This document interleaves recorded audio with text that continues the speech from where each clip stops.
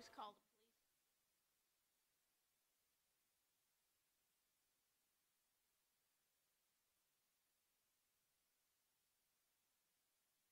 somewhere, you know? Just would benefit if start on time.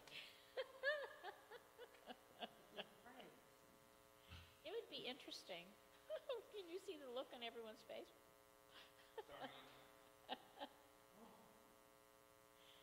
Thank you for the help. Hey, no problem. Were the doors were locked? Yeah, the doors were locked. I ran into Rich's office and I'm like, Rich, the doors. He's like, Was that just now?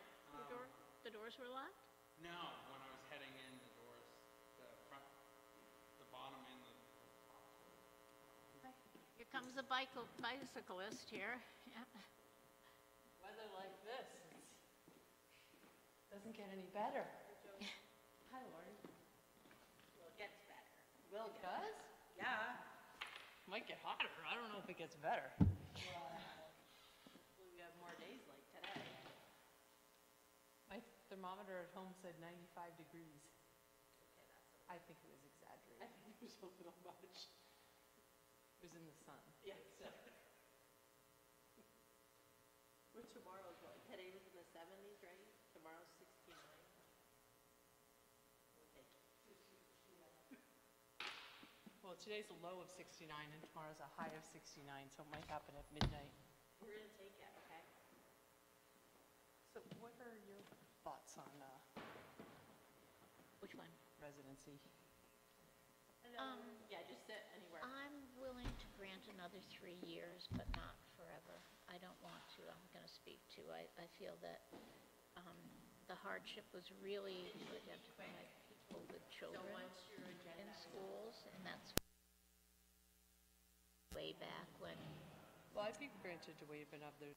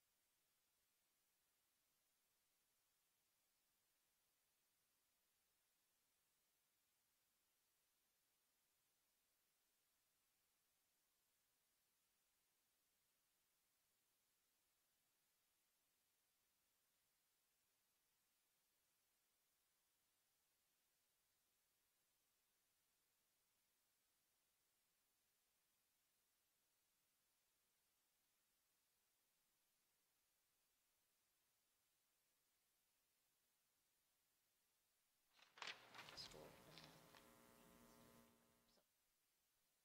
process. I wrote down some notes for myself. So.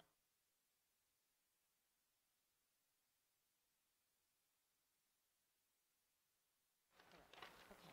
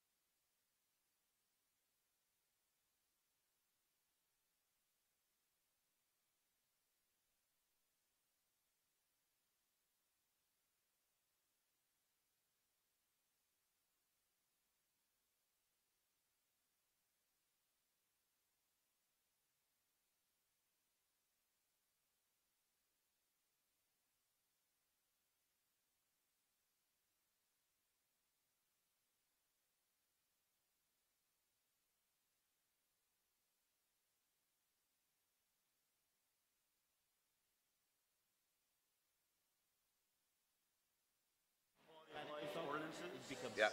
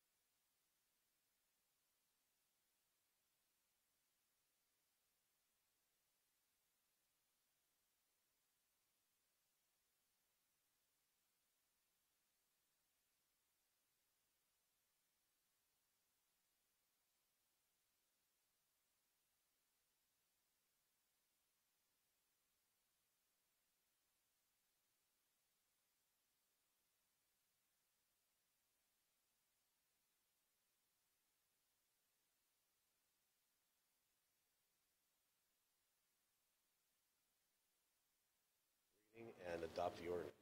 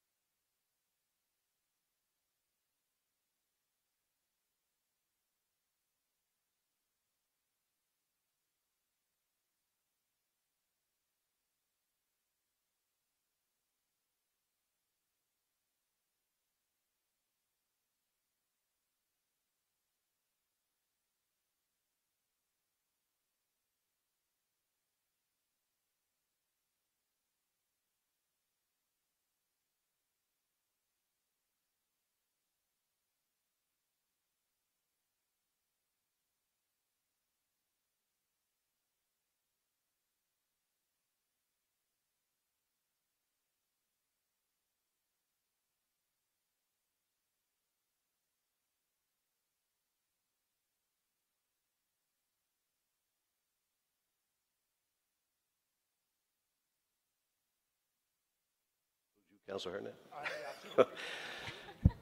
Good evening. Would everyone please join with me in reciting the Pledge of Allegiance? Pledge allegiance to the flag of the United States of America and to the republic which stands one nation under God, indivisible, with liberty and justice for all. Good evening and welcome to another City Council meeting. Convene this meeting at 7:16, and first item on the agenda is the agenda. Councilor Nodell for an amendments to the agenda. Yes, President Wright, I move to amend and adopt the agenda as follows.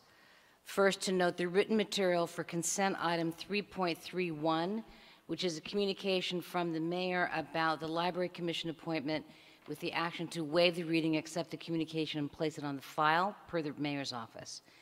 Note also written material and title change for consent agenda item 3.32, a communication from the city assessor regarding pending citywide reappraisal with the action to waive the reading, accept the communication, and place it on file per CAO Anderson. There's more on that item in a bit. And then remove this item from the consent agenda and place it on deliberative as item 4.06 per Councilor Pine. Add to the consent agenda item 3.36, a communication from Sean Beckett, a member of the Conservation Board, regarding his resignation with the consent action to waive it, accept it, place it on file, advertise the vacancy, and send a letter of appreciation to him, thanking him for his time served on the Conservation Board. Add consent item 3.37, a communication from Chapin Spencer and Laura Wheelock, DPW, and Kirsten Miraman Shapiro, CETO, regarding Bank and Cherry Street improvements, the consent action to waive it, accept it, and file it, per Chief of Staff Riddell. Add to the consent item, agenda item 3.38, a communication from the Clerk Treasurer's Office regarding May 14, 2018 openings, Burlington City Boards and Commissions, with the consent action to waive it, accept it, and file it. Add Councilors Shannon, Nodell, and Mason to agenda item 4.04, resolution referral to Charter Change Committee concerning city funding of capital improvements for Church Street Marketplace. Councilor Roof, per Councilor Roof. Add to the agenda item 4.05, which is a deliberative item, appointment and approval of mural task force committee members with the action to appoint Patrick Brown, Terry Melankoff, Jen Berger, Thomas Carroll, Gary DeCarolis, Brian Sullivan, and Wei Wei Wang as members of the mural task force, and respectfully request that the administration send an email to task force members, these task force members, notifying them of their appointment, thanking them for being willing to serve, include the applications of the appointed members, and asking for interest in serving as chair. And requests also city staff to send a thank you email to applicants who were not selected, per Council President Wright, per Councilor Shannon. Finally, add to the agenda item 9.02, a communication from Eileen Blackwood, our city attorney, regarding Burlington Telecom Public Utility Commission intervenor status ruling, oral, with an expected executive session, per City Attorney Blackwood. Thank you, Councilor Nodell. We have the amended agenda. Is there a second to that? Seconded by Councilor Busher. Any discussion? Hearing none. All those in favor of the agenda as amended, please say aye.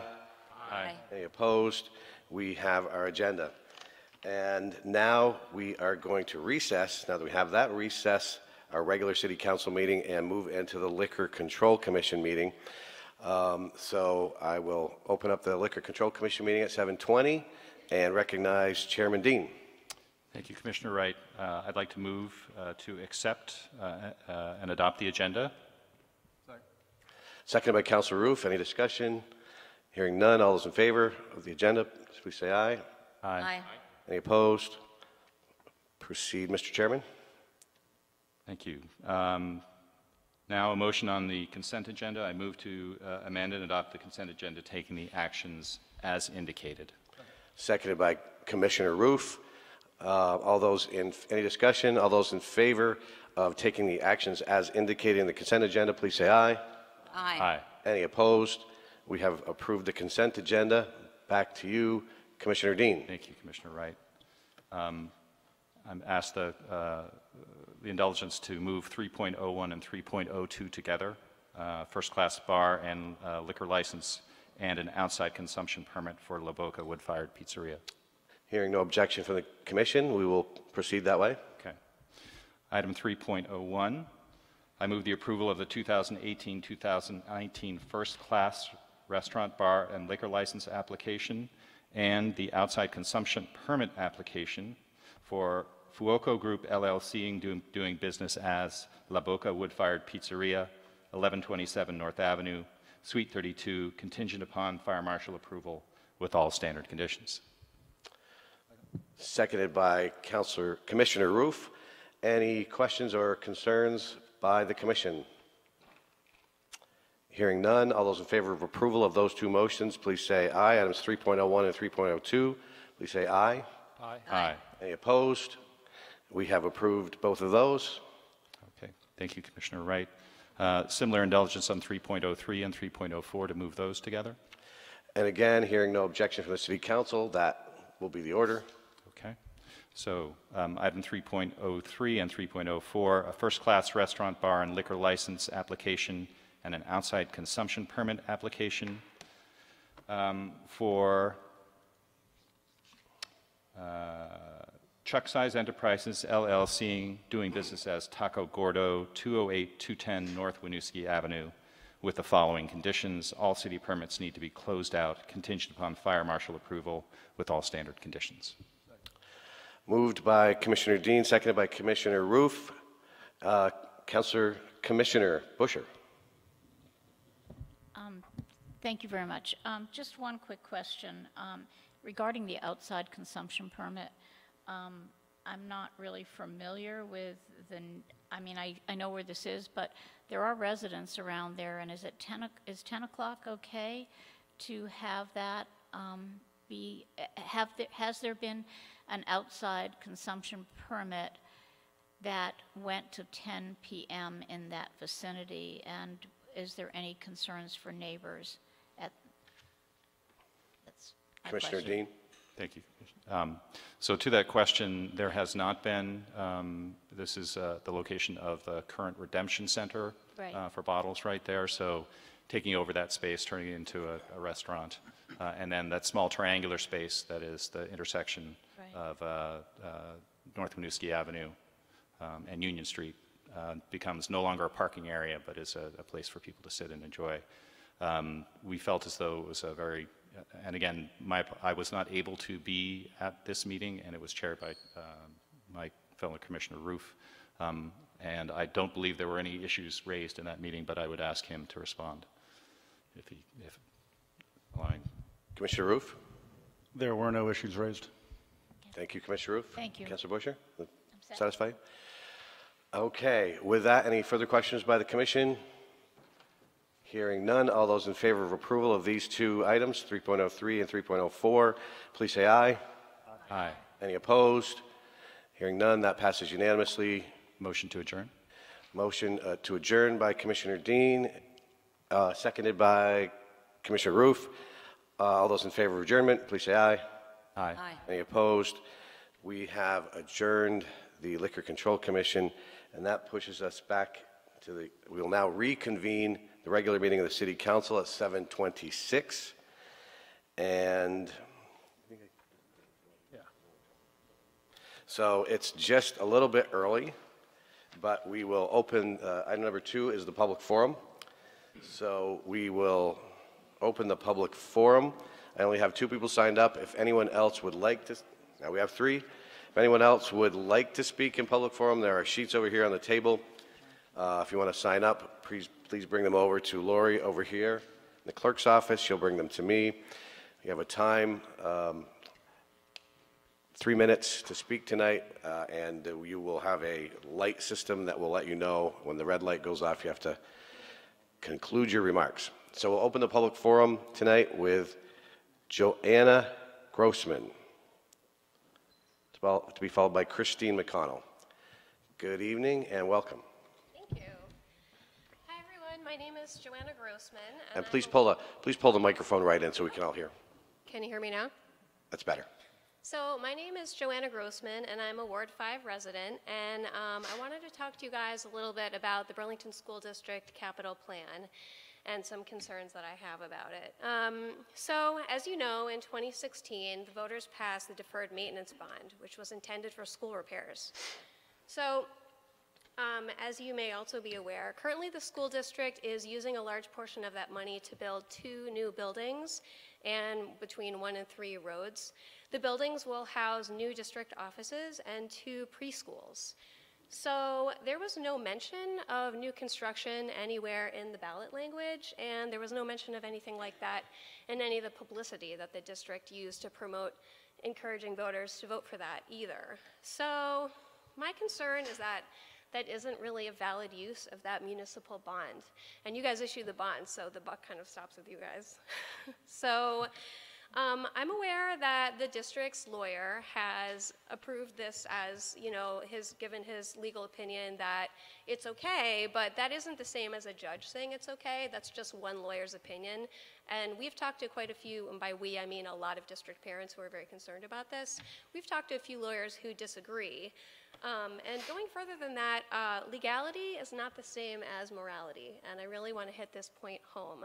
Whether it's legal or not is kind of a moot point, because the voters thought their money was going to be spent on school repairs, and it's being spent on something else, and that's a violation of public trust, and that is going to further erode the relationship that the district has with the community and that the community has with future bonds like the BHS bond. And I'm pretty concerned about that. Another thing that concerns me about it is that these 2 new buildings are going to be for preschools, and preschools are important, and they shouldn't be tucked away in some bond that was meant for repairs. They should have their own bond. They should have their day in the sun so that the community and the experts in the area can really weigh in and say, hey, like, that's really important. We want to talk about that. We want to learn more about that. The whole underpinning for the motivation for the new buildings is this idea of swing space, so that while the district is doing school repairs, we need to create space for kids who are displaced. So the goal is that the new buildings will be built and the district offices and all the district preschools will move into the buildings. Ira Allen will be vacated, and then these kids who are displaced will be kind of warehoused in that swing space. And even district staff have admitted that that hasn't really been thought through, and I have a lot of concerns about that as a parent. I kind of feel like I don't want my kid to be educated in a place that doesn't have access to arts, PE, counseling, the school nurse, the principal, response teams, special ed, interventionists, the library, and school community. I ran out of time. You can, if you have a sentence or 2 left, you can finish that. I just really hope, I guess I'm just asking you, the city, the mayor, like the agencies, you've all been really instrumental in de-escalating tensions between the district and the community at large in the past, especially with the strike. And I'm asking you to think about helping us as a community make that happen again so that it's a workable solution for everybody. I'm not trying to be combative, or it's not an us versus them. I really just want everyone to find a really strong community engagement plan together. So I'm asking you guys to consider getting involved. Thank you so much for your time and service. Thank you very much. Next up is Christine McConnell, to be followed by Donna Walters and Monique Fordham together. Good evening. Welcome. Hi, thank you for having me. I was just saying to Joanna, the last time I was here was probably about 15 years ago when the skate park was being discussed, and we had great results there. And I'm hoping we'll have the same results here. So I am from Ward 5, and I would like to also speak about the Burlington School District's capital plan. I'm really thankful we're about to invest all this money, considering the culture of education right now and how people are protesting and not getting paid the wages they deserve. But I'm concerned about the fiduciary responsibility that this city has to our students and to our community. We voted for a capital bond that was $19 million, and the original estimate for Ira Allen was $3.25 million. The current plans that include 2 new buildings are over $8 million. That is $5 million more than double. And I want to just say, I am not against preschool. I care a lot about preschool. I have 2 kids. I have gone through the pain of being on waiting lists and trying to get my kids in somewhere. And the issue is that we have a capacity problem, certainly, but we also have 44 providers in this city in addition to the Burlington School District. And when we think about the numbers of students that we are currently serving, according to the Agency of Education, we have roughly 450 students currently being served in early education preschool, so age 3 to 5 roughly, right? Because that 5-year-old, some are in kindergarten. And I want to understand, if we're going to build 2 new buildings and significantly change campuses and communities, like not even just the parents and the students, but building roads, creating new environments and experiences for the residents that live there, I would like to know why we're doing that. And so when we talk about enrollment numbers, that's what we need. Enrollment numbers are not going up. Our population is not going up. What's happening is because universal pre-K is more people are aware of it now, there are more people enrolling. But that doesn't mean we're going to have more kindergartners through 5th grade. It means more people are accessing what we need. And I would just say, too, I know the mayor had initiated a report in 2015. We had something like, I'm going to forget the number and botch it right now, but 1,000 children, Burlington residents, who were of the age of 0 to 3, and only 371 spots for care. So we have a capacity issue, and if we are going from 8 classrooms that we currently have administered by the district to 10 classrooms, I want to know, what is the enrollment increase by people, by individuals? What is the programming increase? Are we going to serve more full-time needs? I would like to know the answers to some of those before we engage in spending $5 million. Thank you. Thank you, Ms. McConnell. Donna Walters and Monique Fordham are up next, to be followed by the final speaker, Marianne Cornell. Good evening, Ms. Fordham. Ms. Walters, welcome.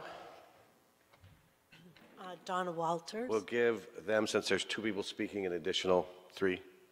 We are representing Keep the Park Green.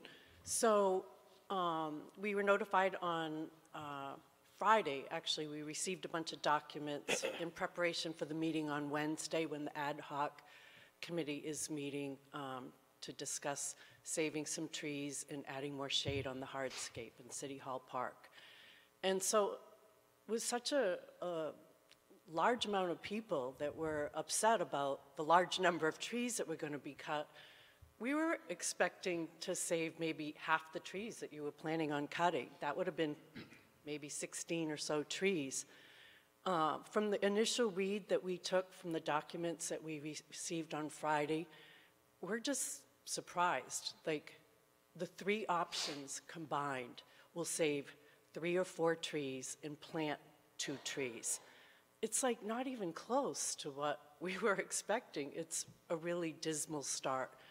And I'm just hoping that the city has another dozen trees up their sleeve, because 3 or 4 trees is just not going to cut it.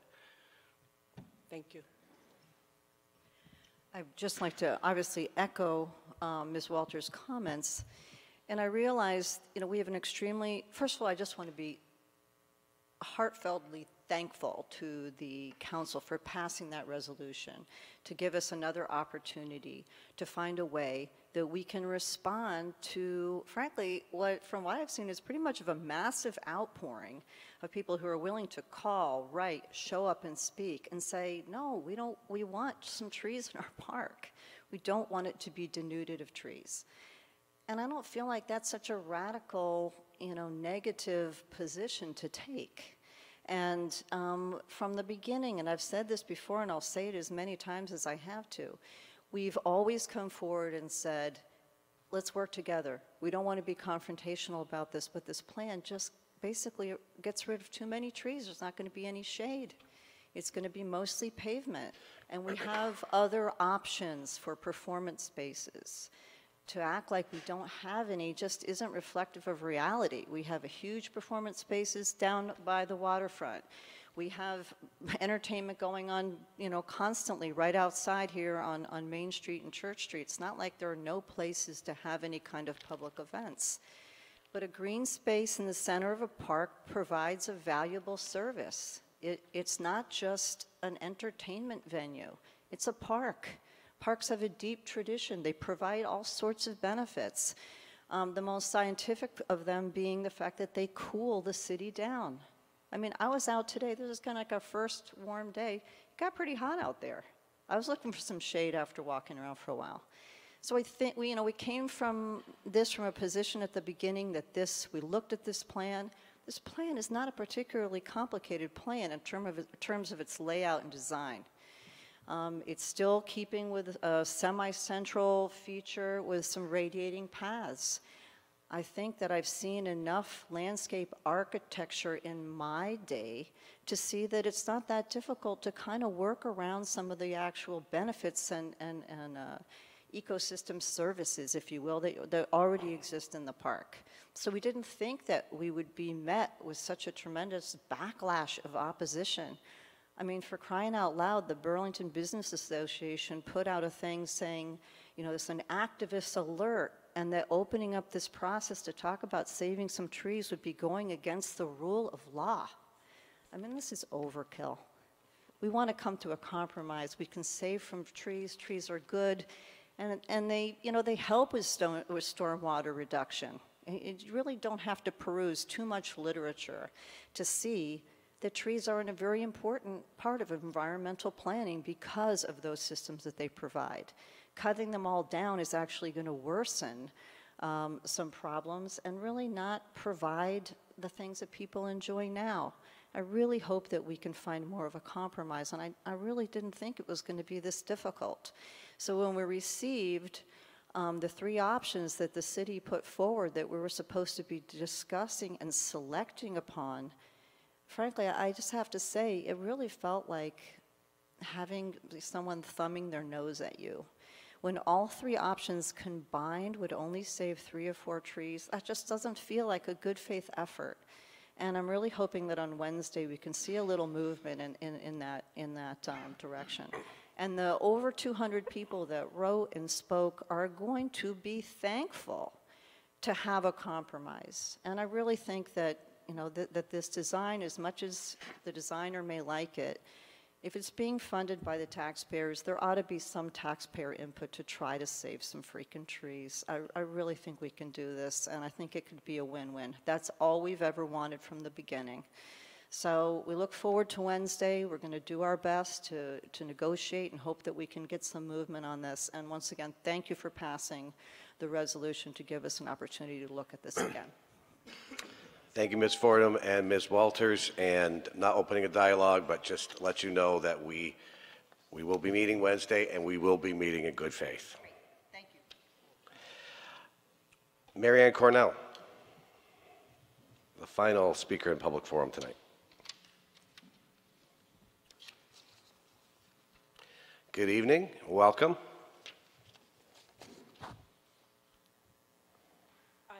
That you guys are voting on whether Superintendent Yao Bang can... Pull the microphone right, just so we can make sure. I know you guys are voting tonight on whether Superintendent Yao Bang can have his residence outside the district, and I highly disagree with that, because any decision he makes is not going to affect his kids. It's going to affect all of the kids in Burlington, and especially low-income kids. And you guys just cut a whole bunch of AP classes from the school, a whole bunch of other stuff. And I don't think it's fair. Any decision that he make should ostensibly affect his children as well as ours.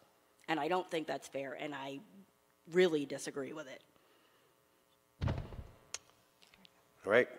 Thank you, Ms. Cornell.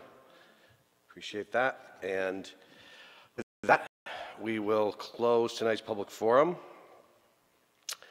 Thank you all for coming out to speak. And item number 3 is the consent agenda, and I'll look to Councilor Nodell for a motion. Yes, President Wright, I move to adopt the consent agenda as amended and to take the actions indicated. Moved by Councilor Nodell, seconded by Councilor Busher to adopt the consent agenda as amended and take the actions indicated. Is there any discussion? Hearing none, all those in favor of that motion, please say aye. Aye. Any opposed? And with that, we have passed the consent agenda unanimously and taking the actions indicated in each item. I am now going to, before moving back to the deliberative agenda, I'm going to recess the regular city council meeting and go to, we'll go to the Board of Tax Abatement meeting and then to city council with mayor presiding. So I'll turn over the Board of Tax Abatement meeting to Mr. Mayor. Great, thank you, President Wright. I'll call to order the Board of Tax Abatement at 7:42, and the first item on the agenda is the agenda. Is there a motion regarding the agenda? Councilor Busher. I'll move to adopt the consent agenda. Excuse me, I'll move to adopt the agenda. Excellent. Second. Thank you, Councilor Busher. Thank you, President Wright. Any discussion? All those in favor of the motion, please say aye. Aye. Any opposed? Motion carries unanimously. And now we are ready for a motion on the consent agenda. Councilor Busher. Shall I try again? Thank you, Mr. Mayor. I'd like to move to adopt the consent agenda and take the actions indicated. Thank you. Is there a second? Seconded by President Wright. Any discussion? All those in favor of the motion, please say aye. Aye. Any opposed? The motion carries unanimously, and that brings us to 3.01, which is the request for abatement of taxes for Timothy A. Muir. Are we ready for a motion here? Councilor Shannon. I move to refer the matter to the Board of Tax Abatement for its consideration and recommendation. Thank you. Is there a second? Seconded by Councilor Busher. Discussion? Okay. All those in favor of the motion, please say aye. Aye. Any opposed? The motion carries unanimously. And without objection, we will adjourn the Board of Abatement of Taxes at 7:43. And now we will, thank you, Mr. Vickery. We will go, should I just proceed right in, President Wright, to the City Council with Mayor presiding? Yes, Mr. Mayor. Excellent. I'll convene the City Council with Mayor presiding at 7:44 and welcome motion on the agenda. Councilor Nodell. Mayor, I'll move adoption of the agenda as presented. Thank you. Is there a second? Second by Councilor Hartnett. All those in favor of the motion, please say aye. Aye. Any opposed? Motion carries unanimously. We have an agenda, and this brings us to item 2.01, which is a resolution granting renewal of Charter 130 hardship exemption to the school superintendent, Yao Bang. Councilor Nodell. Thank you, Mayor. I'd like to move adoption of this resolution, waive the reading, and request the floor after a second. Okay, thank you, Councilor Nodell. Seconded by Councilor Hartnett, and the floor is yours, Councilor Nodell. Thank you very much, Mayor. So the city charter has some language that says that certain department heads and directors in the city are required to be legal voters of Burlington. And they're expected to become legal voters after a year of their initial appointment. Also, we have the charter and our rules provide for a process by which the city council with mayor presiding, that is this body, can consider and grant requests for extensions of that period of time to become a legal voter if we find a personal hardship. We've received a request from the chair of the school board, Claire Wool, and really very happy that she can be here with us tonight.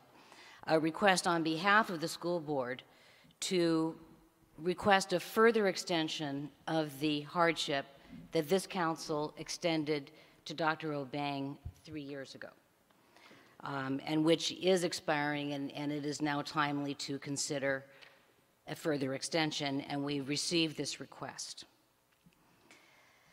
The language of the resolution, just so we are all very clear, if this resolution passes, and I very much hope that it will, it would extend the requirement to be a legal voter for as long as Dr. Obang holds the position of superintendent.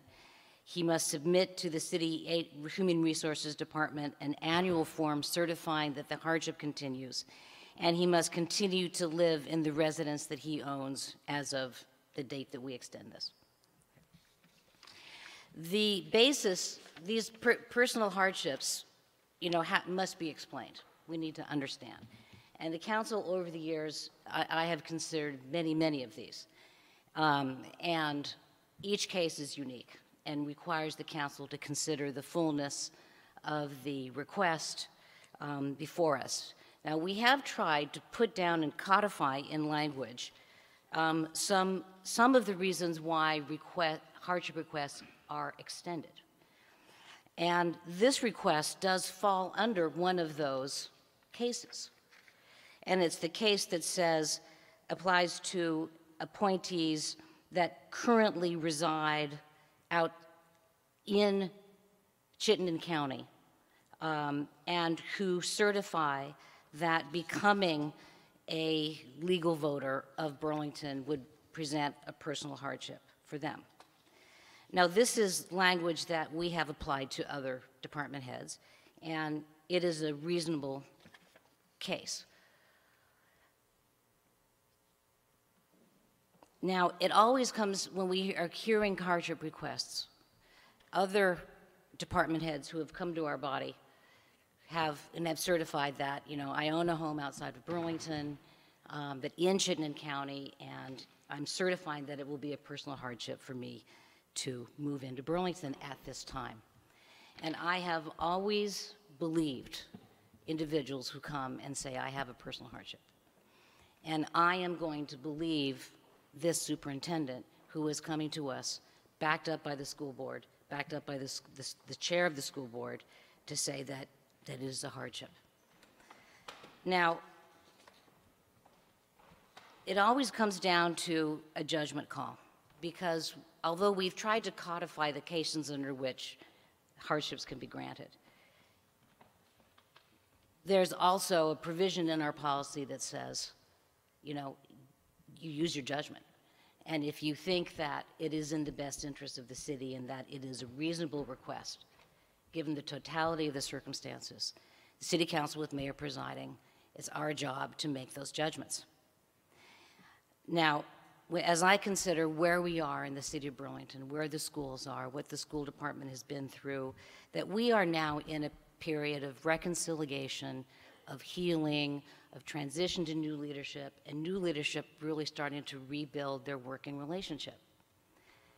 And when I ask myself, big picture, if this council votes no, and I really strongly believe that that would be the wrong thing for this body to do, what would that really accomplish? And what it would accomplish is sending us right back into turmoil, into uncertainty. It would do nothing good for Burlington schools, for Burlington students, for Burlington teachers, for Burlington school staff, for Burlington parents, for the city of Burlington. You can't make a case that that is the right call for Burlington. And so tonight, I hope that this body will strongly support this hardship request. Thank you, Mayor. Thank you, Councilor Nodell. Further discussion? Councilor Shannon. Thank you, Mr. Mayor. So we have a request before us to grant a waiver on the residency requirement, or not residency, but rather the requirement to be a voter, based on the fact that Mr. Obang works long days in the city, regularly presents to Burlington schools, is connected by phone, email, text, and social media. And if this is the standard by which we apply our requirement, I don't see how anybody would be required to actually live in the city. All of our department heads work very hard, work very long hours, are very dedicated to our community, and are available to us. So I think the argument is that the purpose of this requirement can be met in some other way other than actually being a resident, and I don't believe that that's true. When we granted this initially, I do agree with much of what Councilor Nodell said. We have to review each case individually, and we have come up with some rules that cannot, we can't envision every possible scenario that's going to come before us. And I think that that's what happened three years ago in 2015, when we were presented with somebody who could not become a Burlington voter because he could not instantly become a Burlington citizen, which is a requirement of being a voter. But at the time that we granted this waiver, Mr. Obeng was moving. He was not commuting here from Canada, where he lived. We knew that he would be moving to the community, and we were assured that he would move to Burlington.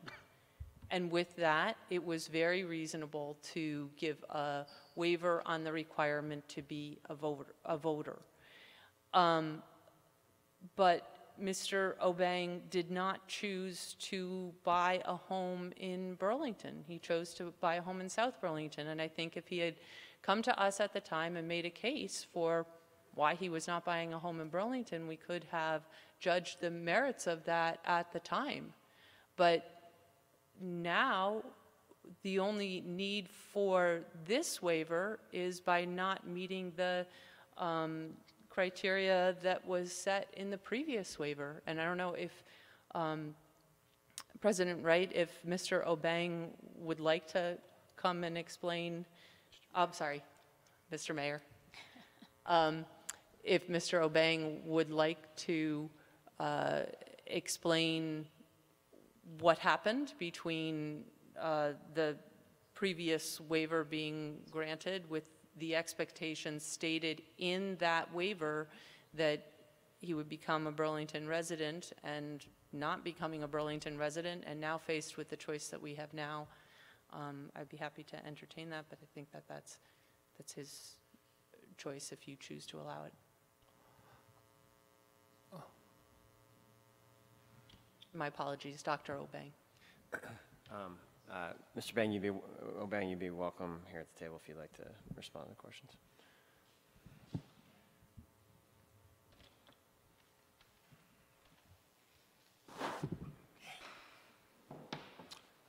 Through the mayor, through council, first of all, thank you for at least taking the opportunity to review this case. I know that these are difficult challenges, and it takes a lot of thought and sort of precision in terms of thinking of what's to come forward. And I remember you referenced in 2015, so I'm going to take you a little bit back. When I initially came to Burlington to apply for the position and went through the process, and then I was in Canada, and I was asked if I would accept the process and receive the documentation around the position. There was no mention of residency, and that's not a practice that we have in Ontario in terms of residency. So it was a surprise to me when I arrived here, and I was actually here when I heard about the expectation around residency. I was not party to the initial documentation that came to the board. I would say the previous board at the time did not share the information with me immediately, and I wasn't aware of what was transpiring. And by the time that I had found out about it, the documentation had been sent forward, and that's what was placed forward. And I know there were a couple of items that were requirements. One was the actual physical residency, but the other is in terms of being a voter, you must be a qualified citizen, which would mean for me being a citizen of the country in order to matriculate to have that access, which I do not have. And I can't sustain that within the next, you have to be presiding in the country at least 5 years before you even start that process. So I beg your forgiveness around the sort of the order of operations that happened, but I was not familiar with the expectations until the city had probably dealt with it prior to, and I was not aware of the severity of it or the actions that need to be taken at that time.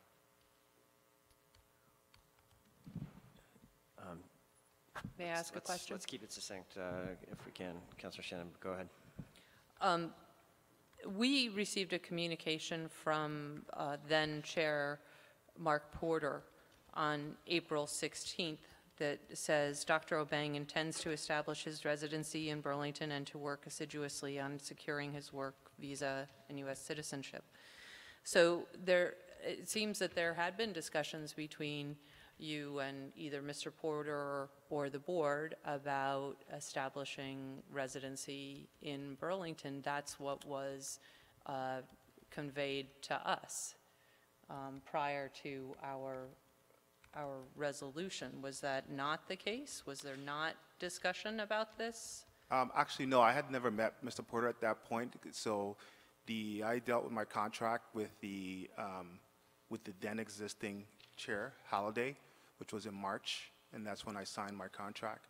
And then the transition came in terms of the new board members, and I had not met the board chair or the clerk at that point. At this point, I was receiving communications across the border in terms of what was transpiring. So I wasn't really sure exactly what was happening. I didn't even raise this as a concern because it wasn't raised to me that this was a major concern or something that I had to address, right? In terms of, it was not until much later then I found out about that expectation, and then the board proceeded.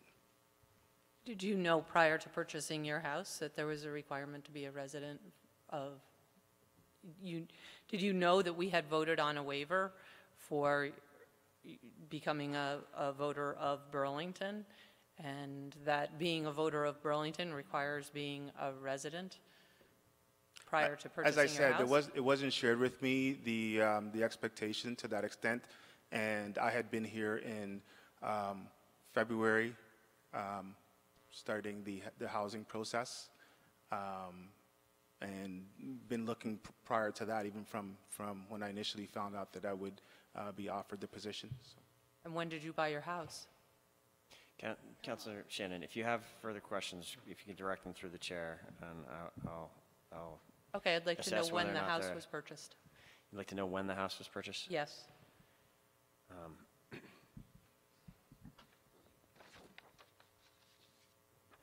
Councilor Shannon, can you advise what, do we have substantial additional questions here, or? That's my last question. Last question.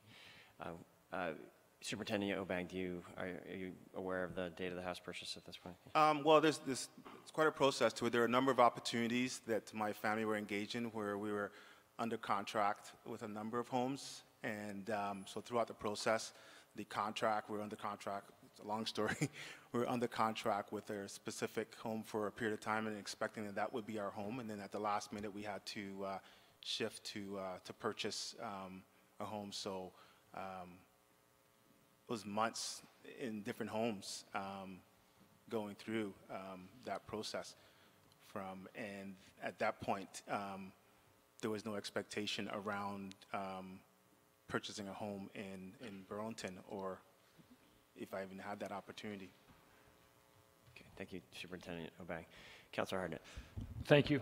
I think we all knew this was coming before us, and I think it's unfortunate that councilors that have questions did not reach out to Dr. Obeng and get those questions answered before tonight's meeting. I think it would have been very helpful in this process, rather than to wait till tonight. But I would like to thank the school board chair, who has put out a letter in support of the council granting the waiver. Had a conversation with that chair early on, even before she was elected, and said that she was eager to get to work on the school board and work with Dr. Obeng. And I think she has come forward in good faith, and I think Councilor Nodell has put this better than any of us could.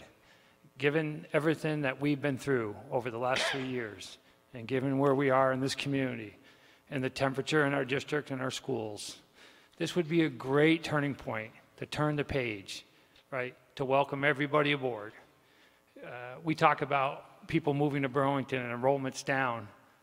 Well, if we continue to put the Burlington School District on the front page of the Free Press, we will continue to see our enrollment go down. No question about that. This is the opportunity to turn the page. This is an opportunity for this city council, who has done it many times, under many circumstances, for many department heads, to grant waivers under all different circumstances. And to draw a line in the sand tonight to say that we're going to get righteous about this. We're going to set the example tonight. If you want to say we need to have a conversation about department heads' residents, that's fine. We can have that conversation. But to say we're going to draw a line in the sand tonight and we're not going to grant waiver, based on this hardship compared to other hardships. Now, there's been two counselors here that have been very consistent since I've been on the board, Councilor Tracy and Councilor Busher. And I respect that, and they've been that way. But that's not the way this body has worked the rest of the way. So I would hope that we would grant this waiver. It's bigger than us. It's actually even bigger than the charter, because this is about our district. This is about our kids. This is about one of the best districts in the state of Vermont, who has the best teachers, the best administrators, the best principals. And we've been through hell with it. And it's time to get them off the front page of the paper. It's time to move forward. It's time to come together in this community and start talking about how great our schools are. And that conversation hasn't happened in a long time, and it needs to start. And tonight would be a great way to do it. Thank you. Thank you, Councilor Hartnett. Are there any other councilors who wish to speak? Councilor Tracy. Thank you, Mayor Weinberger. I just want to speak. I do appreciate the sentiments expressed by both councilors Nodell and Hartnett. I do appreciate Councilor Hartnett recognizing the consistency that I've brought to this issue over time. I see Director McKay smiling there in the corner. I'm glad to see you smiling, because Director McKay came to the city with an incredible resume, but nevertheless wanted to continue to live outside the city of Burlington. And I said, no, I'm not willing to do that. In another circumstance, on June 6, 2016, when both Mr. Rustin, again, who had done great work for the city, as well as Mr. Lunderville, who was and continues to do great work for the city, for BED, both of them came to them saying essentially the same thing. They wanted to continue to live outside the city of Burlington, and I felt that that I wanted to hold them to the same standard that I had held other people to throughout this process. And so when presented with this situation, it does not feel fair, given my previous votes on this issue, to then extend a hardship in this particular instance. So I feel a need to remain consistent, so that I'm fair to everybody across the board. And that fairness is founded on my sincere belief that living in Burlington is not a hardship. It is in fact a privilege, and that people should live in the city of Burlington, because I think that there's something to be said for feeling our pleasure and our pain, by living directly in the community and feeling the weight of the decisions that you make day in and day out. So thank you very much, and I will not be supporting this motion. Councilor Tracy, thank you. Councilor Busher, and then Councilor Paul. Is there anyone else that'd like to be? Thank you, Councilor. Thank you. When we first started down the discussion about hardship, it was more narrowly defined, and it was defined more as for those individuals who had children in schools, and how the impact on the family or the children, uprooting them, what that would do. And then we broadened it. I don't know if you have children in schools, but I'd be willing to continue granting a hardship, but only if that's the scenario. To me, that makes sense. And at the end of that juncture, when they're out of school, then to me, that's the time where the decision needs to be made of whether you invest in the community or not. So I've always felt that made some sense. I didn't want to disrupt people. I think we as a community let you down, or somehow or other there was not good communication that started us down that path. And I'm not going to point fingers at what happened there, but it wasn't ideal, and ideally you would have found a house in Burlington, but that's over. So for me, I could support granting this hardship for another 3 years or until your children, if you have children in school, until they were out of high school. That's more consistent with what I've done and how I feel about this. So, and I appreciate all the work you do and what you bring to our community. This has to do with the policy and how we apply it, not you, the individual. Thank you. Councilor Paul. I'm sorry. I have a point of order. I'm just hoping that we might be able to take a 5-minute break. I apologize I was late. I drove up from Boston, and I got here as quickly as I could. I have a couple of things that I wanted to inquire about, and I'm hoping that we might be able to take a 5-minute break. I'm happy to grant a 5-minute recess. Let's try to reconvene in approximately 5 minutes.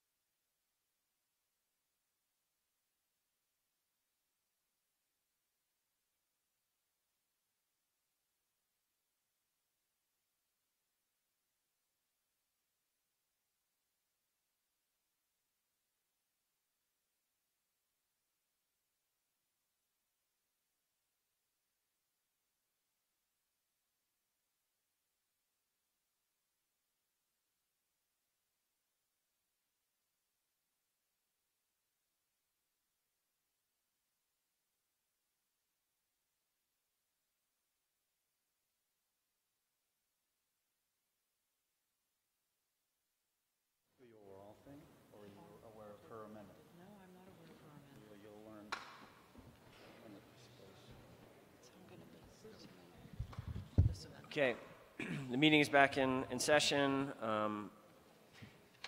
Councilor Paul, you did not wish to be in the queue to speak. You simply just wanted a point of order. Okay, so we will go to Councilor Pine for continued discussion. Thank you. I did a quick tally today just to give us a little perspective on department heads. There's roughly 21 or 22, depending on how you count department heads. Nine of them don't live in Burlington. I think we just should be upfront about that with ourselves and with our constituents. For various reasons, we decided that waivers were granted. I have a 28-year affiliation with this city, either as a city councilor or a city employee, and I think dozens of department heads have been able to get this waiver. This is a little different because it's a waiver of the charter requirement that the superintendent be a registered voter of the city. We had department heads driving from Rutland, Vermont, commuting, figuring out how to balance that. We had a department head from Hanover, New Hampshire, who would come to work and figure out how to balance that and make himself available. We were able to find it in our hearts to say, you know what, it's best for our city to grant these waivers. I would ask you tonight to dig in deep and say, is what's best for Burlington to fight this fight and have this be a divided vote, with the exception of those councilors who never grant waivers? And I understand what Councilor Hartnett said, and I agree with him. I think we have to look at what's best for our community, what's best to heal this community, really what's best for our future, our children. And I think our superintendent deserves our support tonight, and I hope we will get everyone to support that who would normally vote for waivers and has in the past many times. Councilor Wright. Thank you, Mr. Mayor. As others have said, so I'll try to be brief here. We have a history here. I think that we have approved a number of these waivers. Each case is different. This one is a little different than other ones, but I certainly am not prepared to make a change today. I do think that I've been consistent as well, and in a different way, consistent in granting the waivers as long as they fit within a rationale that we have set up for these hardships. And I think this one does fit the rationale. In terms of the person who spoke to us a little earlier in public forum about this issue, seeming to indicate some actions that we had taken, just to be clear, you're talking about the school board, not the city council. And we have had superintendents also that in recent history have not lived in Burlington. So I think that Dr. Obeng is doing a good job, and I will support this. Councilor Jang. Thank you, Mayor. So what I want to say is basically how we all should be thanking Dr. Superintendent Yao Obeng. I don't think that I have a conflict because I work for the Burlington School District. I've been there since 2008. I've been in leadership since 2010. And I know that the climate currently in our district is excellent. We are going in the right way. And also, I witness currently the new changes in the school board. We just need to take the time and appreciate the hard work and appreciate the great results that are coming out of our Burlington School District. Yao Obeng, our superintendent, if he doesn't live here, if he cannot vote, I don't think that right now, at this point where we are, we have that leadership who understand. We will have that leadership who understand and also be able to build and strengthen the current climate that is existing in Burlington. I am not an outsider. I've been around, I've been in, but since Yao Obeng came to Burlington School District, we have been seeing excellent and wonderful results. I have never heard of a superintendent who would say, let's raise the bar for those who are doing well. We always been focusing on making sure the ELL families and their children can succeed. But he came with a different mindset.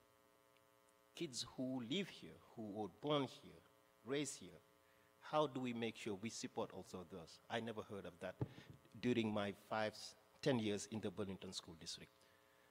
I will be voting this, I'll be supporting it, but I'm just asking you one thing. We need to look into school choice. maybe your children, Mr. Yao, are not residing in Burlington, but they should be able to at least come and witness the decision you make for the Burlington schools. Those kids, if they still in high school, I think they are able to come here. And if you're buying a house, you want it in Burlington, I can become a realtor for you. Yeah, but thank you for all you do, and wonderful. Thank you, Councilor Jang. Councilor Paul. Thank you, Mr. Mayor, and thank you for indulging me with the break for a couple of minutes. It seems as though I think we've all sort of acknowledged that there probably were some missteps made in the very beginning. You know, clearly when you accepted the position, there should have been probably much more dialogue. We can't go back there. Clearly there were things that if we had it to do over again, probably would have been done a little bit differently. But here we are now. So, you know, as far as, you know, a few people have noted their consistency on this issue. With one exception, and that exception was Bob Rustin, I have consistently voted against waivers. I voted in favor of the one for Bob Rustin because he made it clear that he was retiring in 1 year. It would have been a significant hardship, not only economically, but also personally, and given what was going on in with his wife at the time. There were a lot of extenuating circumstances, and because we all knew that he had already said that he was only going to be here for 1 more year, I was willing to make that exception. There have been others that I did not make, and they were not easy to not make, but I felt that it was important to live by the ordinance. And I admire those people that have done that consistently as well as the ones that have done consistently on the other way. The reality is that sometimes there are times where you shouldn't just do something consistently for consistency's sake. And there are, to me, 2 extenuating circumstances. One of them was a conversation that I had with Dr. Obang about 3 years ago, it was right after you started, and it was in his office. I won't go into all the details. It was a private conversation, but I think there are other circumstances that exist beyond what may be on paper. And the other thing that I think is different is that there is a difference, and maybe it's something that we should look at in the charter, that because of the relationship between the school and the city, and them to some degree being independent bodies, to some degree the school board hiring the superintendent, and other extenuating circumstances that make it a lot different than a CETO director or a DPW or, you know, another department head. I think there is a difference. And again, it's hard for me not to be consistent, but I'm trying to evaluate it as a case-by-case kind of thing, and I'm trying to not just be consistent just to be consistent. I will vote in favor of this waiver. Thank you. Thank you, Councilor Paul. Councilor Wright. Thank you. And I just want to state that I would have a problem voting for this tonight had we not had the school board weigh in on this. I actually contacted Chairwoman Claire Wool a while back and asked her to come to the council with a recommendation, which she has done, submitted a letter to us that I know she was put before the school board, and their recommendation was that we did grant this. So I would not have wanted to take this action tonight without the school board weighing in on this. Thank you. Thank you, Councilor Dean. Thank you, Mayor Weinberger. I have to say that I came to tonight thinking that I would vote no on this.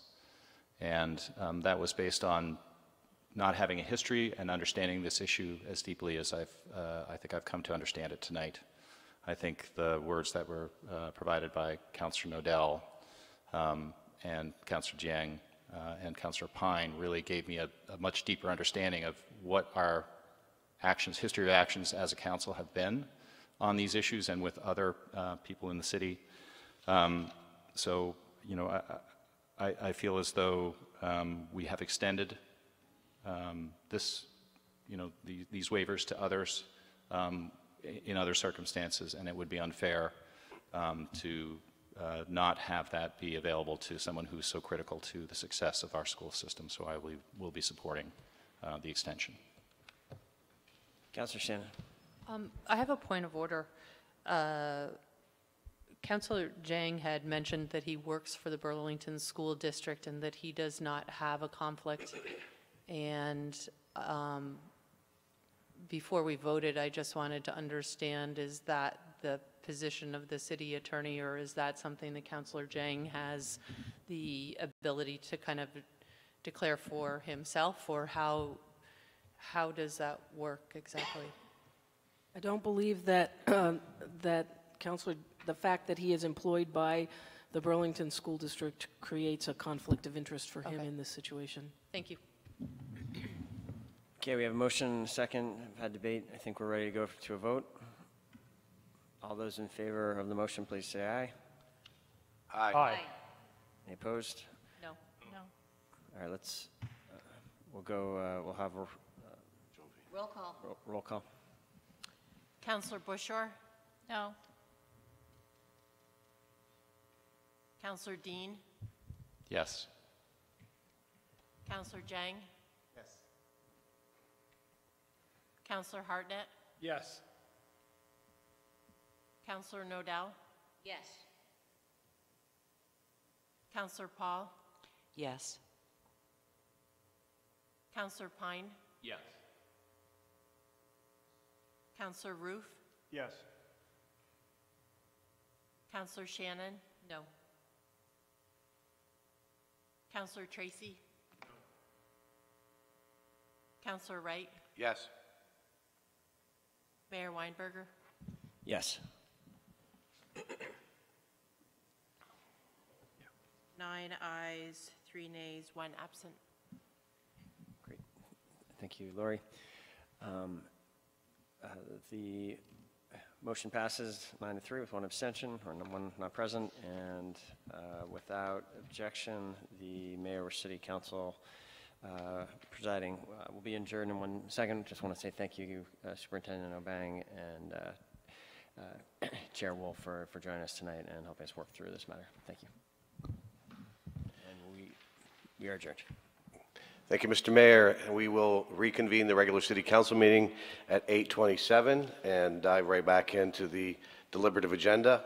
Item 4.01 is outdoor entertainment permit application 2018-2019 for La Boca Wood Fired Pizza, 1127 North Avenue. Councilor Dean. President Wright, I'd ask the President's indulgence to move 4.01 and 4.02 at the same time. 1 an indoor entertainment permit and 1 an outdoor entertainment permit. That makes sense. Hearing no objection, we will make that the order. Okay. I'd like to move the approval of the 2018-2019 indoor entertainment permit application and 2018-2019 outdoor permit application for Fuoco Group LLC, doing business as La Boca Wood-Fired Pizza, 1127 North Avenue, Suite 32, with all standard conditions. Moved by Councilor Dean, seconded by Councilor Roof. Any discussion by the council? Questions? Hearing none. All those in favor, please say aye. Aye. Aye. Any opposed? Hearing none, we have passed unanimously the indoor and outdoor entertainment permits for La Boca on North Avenue. Thank you very much. We will now move on to item 4.03, which is a city ordinance regarding offenses and miscellaneous provisions, quality of life ordinances. I will recognize Councilor Roof to move this item. Thank you, President Wright. I move that we waive the second reading and adopt the ordinance, and after a second, I'll ask for the floor back. Seconded by Councilor Busher. Councilor Roof, you have the floor back. Thank you again, President Wright. This ordinance has had quite the long journey.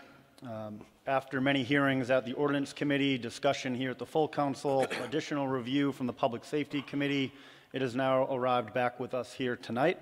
It's safe to say, I believe, this ordinance has received immense attention and care from the general public, from community partners, this council, as well as the administration. I believe that it is ready for action tonight and hope a majority of this council votes in favor. As a reminder, this ordinance clarifies and establishes an enforcement and waiver policy on 2 issues: this public urination and defecation, as well as public consumption of alcohol.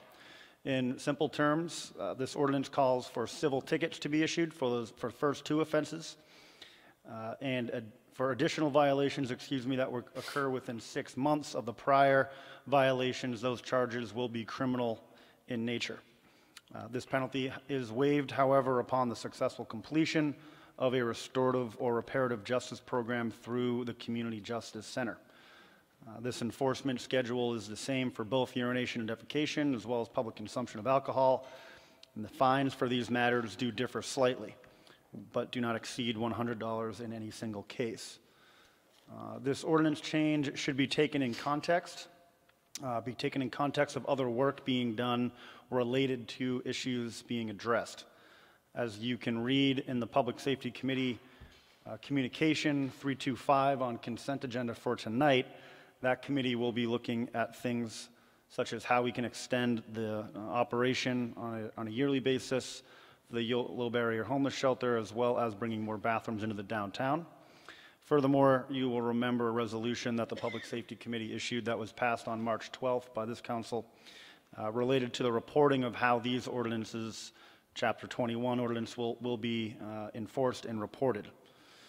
So to conclude, this ordinance change is in front of us tonight, in my opinion, strikes a balance between the responsibility that we have to hold both accountable those whose behavior is dangerous and disruptive to our community, and our responsibility of being thoughtful and fair in how we do so. Thank you. Thank you, Councilor Roof. And I would note that Chief Del Pozo is here this evening. If anyone has any questions for the chief, or certainly if the chief wants to make any comments. Chief, did you want to make comments?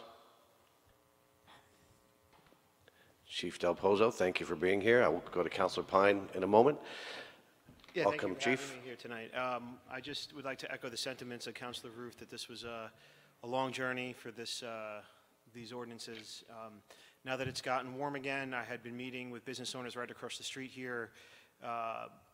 Their concern continues about their ability to provide safety for their customers and employees, and a theme that comes up again and again is intoxication. I had a business owner say to me, this person, they were naming a person, is fine, and then he starts drinking, and he does things like lick my window and lay in wait for the people coming out of the back entrance and for my employees. And I recognize that some people are suffering from addiction. Alcoholism is a medical condition, but we'd like to start with the assumption that some people do have agency and that they will respond to consequences. And I think we do a decent job in this city of recognizing when situations are intractable and not just pursuing criminal recourse for its own sake. So I think the compromises were well articulated, and I think this will be a good tool for police officers to use. And if you are present enough to engage in restorative justice, then I also hope you're present enough to drink in a way that doesn't come to the attention of citizens and the police. Thank you, Chief. Councilor Pine. I think Councilor Pine may have a question for the Chief. I think that'd probably be best if I direct it at the Chief, if that's okay. Yep, proceed. Yeah. The way I read the ordinance, it's the first offense can be essentially cleared if someone goes through the restorative justice process, and it looks like the second offense maybe as well. Is that it? You get 2 swings basically at the process? And then I think nothing prevents the police department from continuing to use a civil or restorative justice approach. The way I read it and the way I hope the spirit of the changes are intended with a new regime is that we have the option after the 3rd point to start pursuing a criminal offense. Great. That's actually what I was hoping, because if you see some forward progress but somebody slips up, you don't have to automatically say we're not going to use the restorative process anymore because you get 2 strikes and you're out. No, that's right. It's not a mandatory thing. Okay. Thank you. Thank you, Councilor Pine. Councilor Busher. Yes, I wanted to say that I did call City Attorney Bergman today to get clarity on the difference between the waiver penalty, it's only a few dollars, but in the civil, the waiver penalty is $50, the penalty is $60, the waiver is $50, $75 for second offense, waiver is $70, and yet with the criminal penalty, it's $100, and yet this charge will be dismissed. So I didn't totally understand that, so I think it's really important for us to understand that that's a very important distinction, because if indeed if indeed you go through restorative justice, then if that charge is dismissed, then you won't have a criminal record. And I think the point of all of this was to change behavior, not to have someone labeled or burdened with another problem in their lives. So what we want to do is change behavior, and we worked really hard to give people the opportunity to deal with their behavior and make it right, and not leave them labeled or burdened with a criminal penalty. So if the chief, did you want to speak to that at all, or no? No, I mean, I agree that we don't necessarily want people who are committing minor infractions to go on to be labeled as criminals. In my experience, the vast majority of the people who engage in this conduct have already been convicted of other crimes. They just think this is a minor one that they can do with impunity. We're trying to alter that.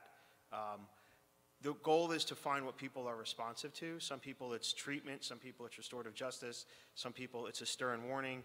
I think other people, we're hoping that there'll be an education period where we say, if you continue to do this, you will get summoned to see a judge, and if you don't see that judge, you'll be brought to the judge.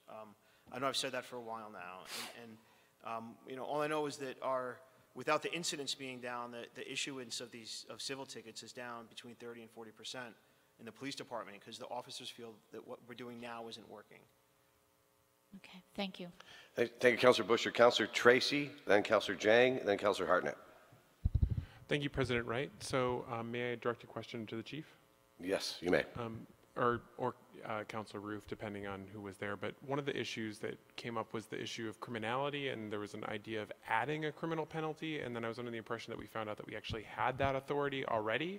So is this really adding a new criminal penalty, or is it just stating what was already there? No, that's a great question. There was some uncertainty up front as to whether we had this ability, because it resided in two places in the law, and it was like a muscle that no one had ever used.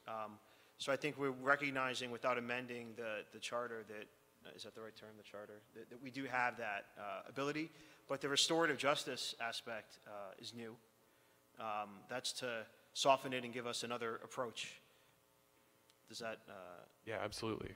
So going off of that, I think that is really helpful, and it's helpful to me because I voted against this initially with the idea of adding a criminal penalty, but knowing that we're not actually doing so, and in fact, if we don't pass this ordinance, we're actually not adding in a restorative justice piece. I think that that's crucial for me to understand, because I'm very much in favor of providing alternative means, especially for folks who may not have the money to pay for the ticket, to go through a restorative justice process and have that opportunity to really enter into what I think are very productive conversations through our Community Justice Center and the just tremendous work that they do. And so I'm very heartened to hear that we are, while we're recognizing that we already had this authority, that really we're trying to build in other means of compliance, recognizing, like you said, that there are different ways that different folks respond, and that just piling up tickets may not work, but actually having a productive and structured conversation around the violations can be very productive.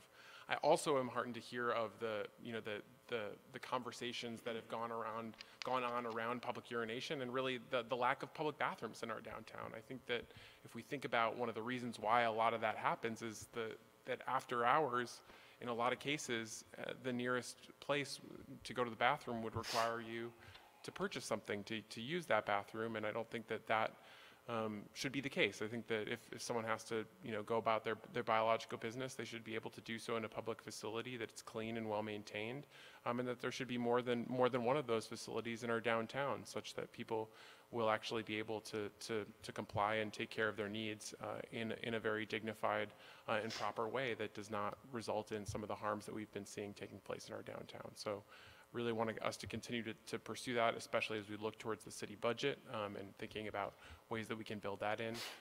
But I am also, liking the fact that this ordinance does have a criminal or a community justice or a restorative justice piece built into it, because I think that will lead to some productive outcomes. Thank you very much to the Ordinance Committee for their work on it, especially being willing to entertain further conversation around the public urination piece, as well as to the Chief for your work and the department's work on this issue.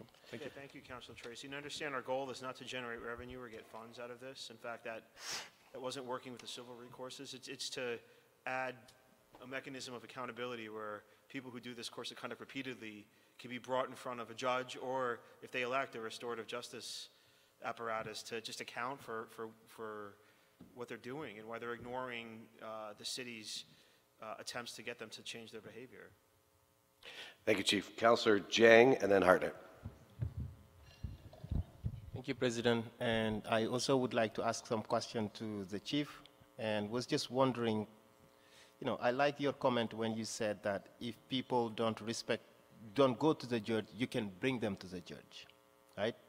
And now, what if those same people don't still go to the restorative practice services? Would you bring them there? Or, what will be next if they don't respect any of this? I think the way to engage in the way to avoid the criminal penalty and the way to avoid the criminal process is to agree to the restorative process. If you don't successfully complete it, then it reverts to the criminal process. And criminal practice meaning going back to the judge and maybe getting sentenced to... Yeah, I don't foresee, I can't speak on behalf of Vermont's judges per se, but I don't foresee them imposing heavy sentences here. I think the idea that a person has to account for why he or she doesn't respect the summons, literally it's a ticket, it's a summons, it's a citation to appear, I think that the power comes in having to account for why they ignore that. Okay. And I see the same word over and over in all of the without clauses, and no person shall urinate or defecate, in parks and places except in facilities specifically provided for the purpose. And it sounds like we don't have those facilities existing within Burlington area in all of our parks. Now, wouldn't it be better for us to waive taking action until we have those facilities exist already? And this is a question for the ordinance as well as for you. Thank you. Thank you, Councilor Jang. Councilor Hartnett, and then the mayor. Thank you. I want to thank Councilor Rue. Spent a lot of time on this, a lot of patience. I worked on this in public safety. I was hoping to continue to work on that in public safety in the coming year, but I wasn't put back on that committee. Just a little shot, President Wright. Councilor Busher mentioned about changing behavior. And I think we really try hard in a lot of areas in this city to try to change behavior. And that's how we always approach things. But we often don't ever see results. So I would like to maybe end of the summer, beginning of the fall, have a report back to the council to see if this is actually working. Because sometimes we just do things because we think it's the right thing to do, right? And we don't know if it's result driven. And it's just not with this, it's with opiates, it's with everything that we are trying to change behavior and make us a better community. And I think we all want that, right? But I want to do things that make a difference. And so I'm hoping this will, I think it will. I have noticed over the years that, you see people in the public, going to the bathroom because they have no other choice, right? And that's unfortunate, and we can address that in the city. And other times I see people coming out of bars who are very capable of using a bathroom have decided, and I think there's a big distinction there, right? And I think when we write these tickets, that we use judgment and that we address that issue, because I just don't think it's a homeless issue, quite honestly, being in the downtown area. And I hate to have that stigmatized to just a homeless issue, right? It's bigger than a homeless issue here in Burlington. And so I just want to be on the record to say that, everybody's on the same playing field here, and I hope this works. I'd like to get a report back at the end of the summer, or end of the fall, somewhere where the weather turns, and see if this has made a difference. But I would like to thank everybody involved in this. Thank you, Councilor Hartnett. Mr. Mayor. Thank you, President Wright. We ask our police officers to do a great deal in this community. We have very high expectations for them, and have really pushed them to police this city in new and different ways. And I think this is an opportunity for us to show our support for officers and empower them with a strong vote from the City Council, make it clear that we support them moving forward and attempting to address this issue in a new way. I appreciate that perhaps this authority was there in some form before, but I think having a strong council vote showing that the leaders of this community are behind this will go a long way to signal the officers that we have heard them with one of their major frustrations. I think over the last 6 years, this issue I've heard from officers more than any other, the frustration they have as officers about their inability to, with the current tools, bring about change in what I think there's broad agreement is bad and unacceptable behavior in the downtown, and they're hamstrung from doing so. I think this is a good faith attempt on our part to give them a new ability to move forward in the narrow number of cases that require this type of additional authority. So I will be strongly supporting it. I very much appreciate all the work that went into this over a number of months, and the initial impetus for this that came from President Wright. I think it's very complementary with the other policing, community policing, foot patrol efforts that we have brought about to try to impact the downtown that I think in many ways are working. I think this is an important step, and I especially think it's an appropriate step when you recognize that it is very much balanced by the full weight of other efforts that are going on in other ways to be supportive of underprivileged communities and stakeholders in the downtown. The efforts to increase bathrooms are happening. The efforts to, in a direct way, address chronic homelessness continues. I think this is an important additional tool to add to the city's tool belt. Thank you, President. Thank you, Mr. Mayor. Councilor Jang. Yeah, I just wanted to bring this. Maybe I ask a question and people did not know who I ask it specifically, and I want to ask it again directly, specifically to people. And what I would like to do actually is to make a motion for us to postpone taking action until we have a full report that those facilities we're talking about in this resolution do actually exist, at least in any of the parks. All right, Councilor Jang has made a motion to postpone action on this. Is there a second to that motion? Hearing no second, that motion fails. Chief, I just want to clarify one point in regard to the fact that there was the ability for police officers to issue these tickets with criminal penalties before, but it apparently wasn't aware. Now we are codifying this with a vote tonight that not only is there restorative justice, but the police, there would be consequences under these two offenses. So the police may go back to issuing some tickets. Would that be correct? That's correct, assuming, and I presume this will be the case, that the city will create an apparatus to then prosecute these charges. So, and yes. All right. Thank you, Chief. I think we are ready for a vote. With that, thank you very much, Chief, for your answers to those questions, and for the great work you do and our police department does in Burlington. All those in favor of the motion to waive the second reading and adopt the ordinance, please say aye. Aye. Aye. Any opposed? That passes unanimously. Once again, thank you, Chief Del Pozo. We will now move on to item 4.04, and that is a resolution by Councilor Roof in regards to the marketplace. Councilor Roof. Thank you, President Wright. I move that we waive the reading and adopt the resolution, and after a second, please ask for the floor back. Seconded by Councilor Pine. Councilor Roof, you have the floor back. Great. Thank you again. First off, I'd like to send appreciation to the Church Street Marketplace Commission for their diligence and partnership on bringing this resolution together.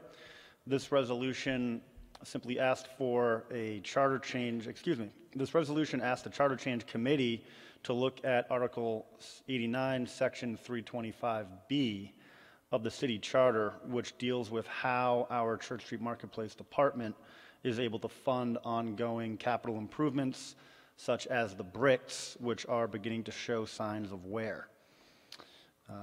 This is a matter of long-term budget planning and protecting against the burden of future infrastructure liabilities. Historically, as many of us know, we've been lucky and we benefited from federal transportation dollars to support the marketplace. And in a time where those dollars are becoming more and more scarce, I think it's important and responsible for us to consider how we can best look forward and ensure that our Church Street Marketplace continues to be a destination and a community asset that serves residents and visitors alike for another 4 decades. Thank you. Thank you, Councilor Roof. Councilor Nodell. Thank you, President Wright. I will be supporting this resolution. I want to thank Councilor Roof for bringing it forward. This is an item that has come up on an almost annual basis at the Board of Finance when we're working on our annual budget, and we've seen this as a barrier to addressing some very pressing capital needs of our marketplace district.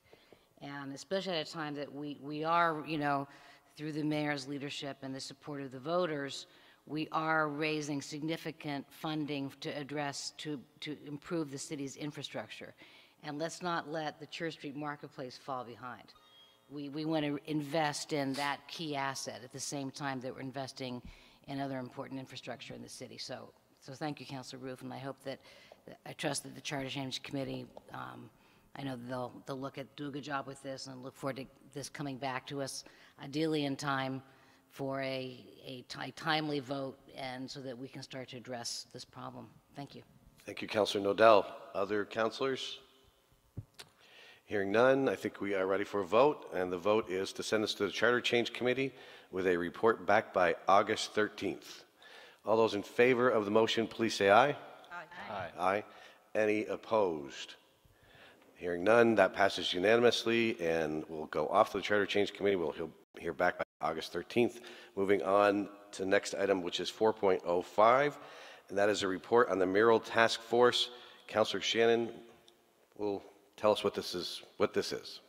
Well, I will make a motion to appoint Patrick Brown, Terry Melankoff, Jen Berger, Thomas Carroll, Gary DeCarolis, Brian Sullivan, and Wei Wei Wang as members of the mural task force, and respectfully requests that the administration send an email to selected task force members notifying them of their appointment, thanking them for being willing to serve, include the applications of the appointed members, and ask for interest in serving as chair, and request city staff to send a thank you email to applicants who were not selected. And I ask for the floor back briefly after a second. Seconded by Councilor Nodell as a member of the task force. As not a member of the task force, excuse me, as a member of the committee reviewing applications to go on the task force. Seconded by Councilor Nodell, and Councilor Shannon, you have the floor back. Thank you. I want to thank my fellow subcommittee members, Councilor Nodell and Councilor Jang. I think we worked very hard to reach consensus on each and every one of these appointments, and we had a really good pool of candidates to choose from. We really could have gone with any of these candidates and been served very well. But I appreciate the collaborative process of my fellow councilors on that subcommittee, and hope that this task force is going to work very well together. I would ask, there was a couple things we didn't do, and I just want to bring the administration's attention to the fact that we didn't say exactly who are sending these notes, but we left that to the administration to figure out how that would be communicated, and have faith that you will do that promptly to let everybody know. We also talked about whether or not to appoint a chair to the committee, because we want this committee to get up and running quickly. We decided not to make a recommendation to appoint the chair, but rather ask from the applicants if they are willing to serve as chair, to let the other committee members know through an email, and also share their applications, because this committee is going to come together presumably knowing little or nothing about each other, and that will help them get to know each other a little bit and help them to select a chair as their first order of business. So thank you to all of those who applied and for the time that they spent on their applications and sharing their thoughts with us, and many of them also came and presented themselves to our committee. So I appreciate the interest in serving on the committee. Thank you, Councillor Shannon. Thank you for chairing that committee, and thank you we'll go to Councillor Pine. Real quick, is there a plan to deal with the staffing? All these groups need somebody from staff to keep them moving. And Councillor Shannon, I think we do have staff assigned. That was in the original resolution. There are instructions and an agreement on staffing, and I can't recite them exactly now, but it has been considered and addressed. Good. Thank you. Thank you, Councillor Pine. So just as Councillor Shannon said, again, thank you for serving as chair, and thank you, Councillor Nodell and Councillor Jang, for serving on that committee and taking prompt action so that we can move forward on that. So with that, any vote to approve the 7 members as presented by Councillor Shannon? All those in favor, please say aye. Aye. Any opposed? Hearing none, that passes unanimously. And we'll move on to item 4.06. This was consent item 3.32, and it's a communication from City Assessor John Vickery in regard to reassessment, reappraisal. And Councillor Pine has removed this from this consent agenda, put on deliberative, and so I will recognize Councillor Pine and Assessor, Mr. City Assessor, come on up, because I think he has a question for you. Councillor Pine. Thank you, Mr. President. As the newest member, I wanted to make sure that I understood this process that was laid out in Mr. Vickery's memo, which was quite short, so I asked him to come and give us a little more background. I was a little concerned about the time frame. I've been around for a couple of reappraisals. I know they take a full year, but this is quite a ways out. So it's dated to, it's dated this week, and it's referring to a completion in 2022. So that seemed like it was quite a runway. Absolutely fair question. So then the question follow-up would be, can it happen sooner? What would be the conditions that would allow it to progress at a faster pace? And is there any risk to the city, because we are out of compliance below when we go below the 80% common level of appraisal? Regarding timing, I put in the note, the memo, fiscal year 2022, which means that it's complete new valuations by July 1st, 2021. And the way that our office looks at it is that a reappraisal is quite time consuming, and it's a process. We're going to begin in July to put an RFP together and then talk to vendors. And then we have an antiquated software system that's on an outdated platform. And like the last reappraisal, what we did was we had set that up before the reappraisal came into the city, boots on the ground, and started conducting the inspections.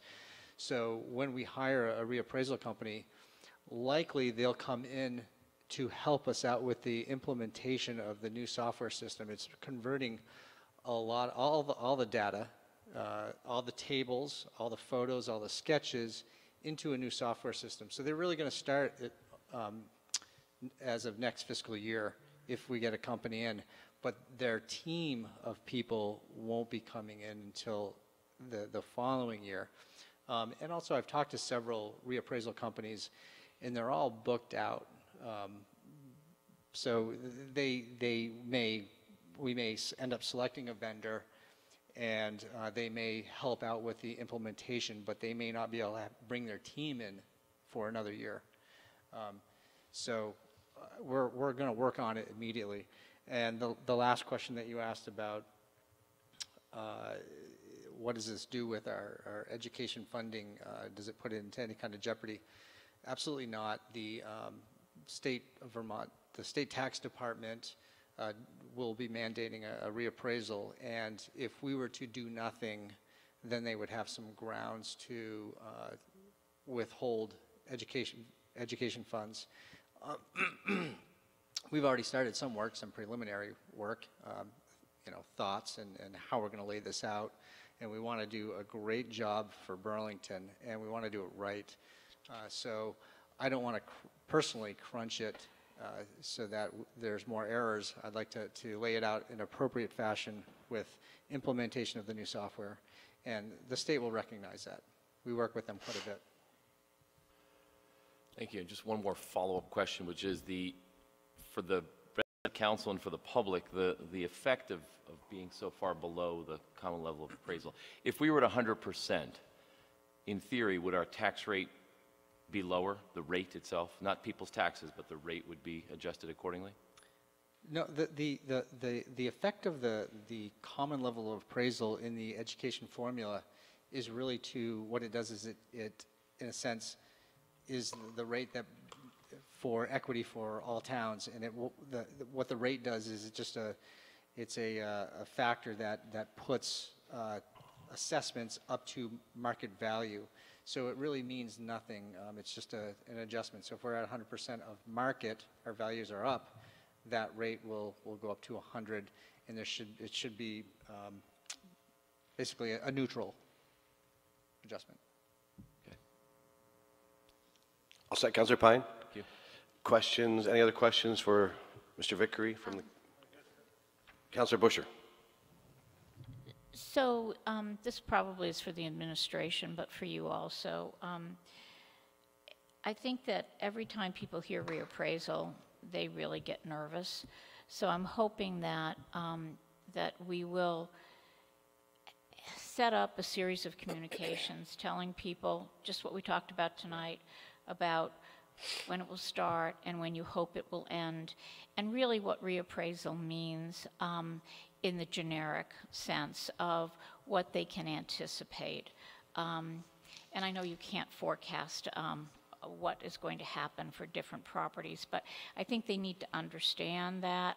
I know that people constantly get concerned about this, and we went through a period where we had sections of the city that were really out of whack with the rest of the city, and we stopped moving forward with those that process because then that raised questions about whether we were getting further out of whack because now one section was more in compliance and the other sections may not be. So anyways, I really hope that there's good communication and it will be ongoing. And I'm hoping that the mayor can have on his, on the city website, on the calendar, that there can be, a section on reappraisal and just with updates that people can be aware of. So thank you very much. Absolutely. Anything else from the council for Mr. Vickery? Hearing none. Thank you very much. And absent any objection from the council, we will waive the reading, accept the communication, and place it on file. Thank you, Mr. Vickery.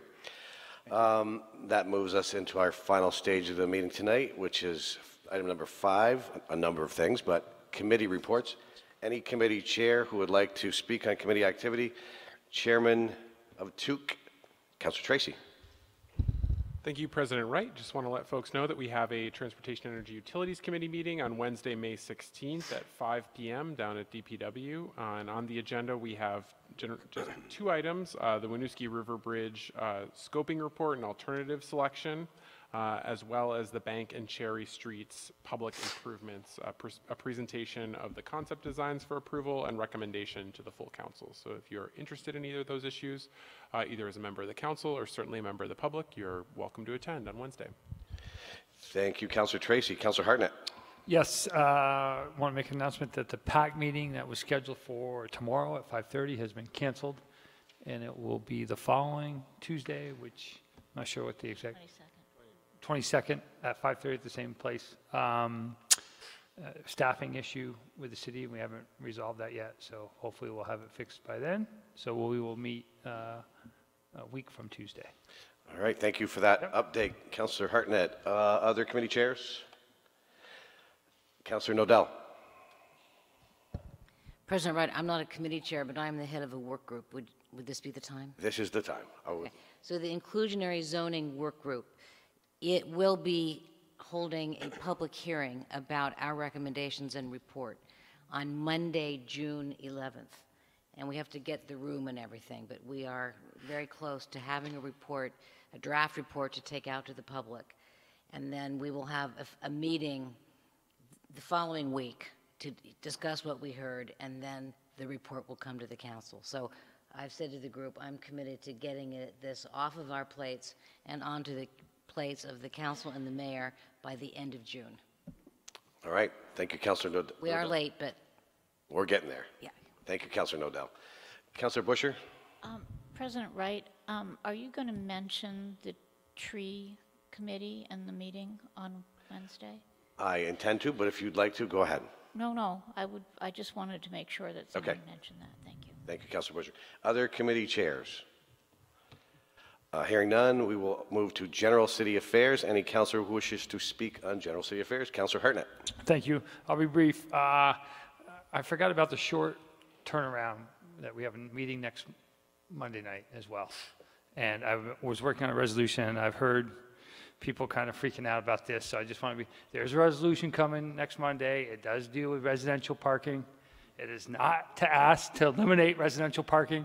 I am asking for an overview from the Public Works Commission on the scope of residential parking and really and a bunch of different questions. But I was hoping to get that resolution out.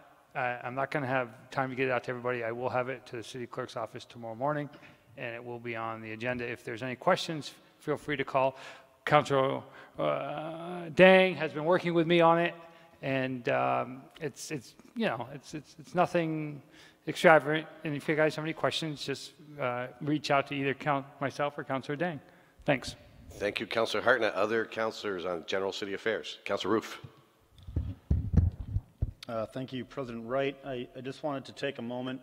This Sunday is graduation for the University of Vermont students.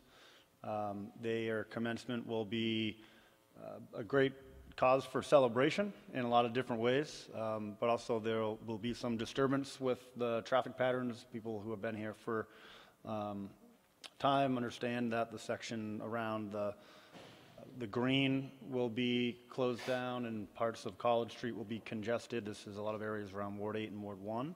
And besides that, you can go up and listen to a great commencement speaker, which will be happening. I do it every year, and it's exciting to see the students celebrate and then leave for a little while.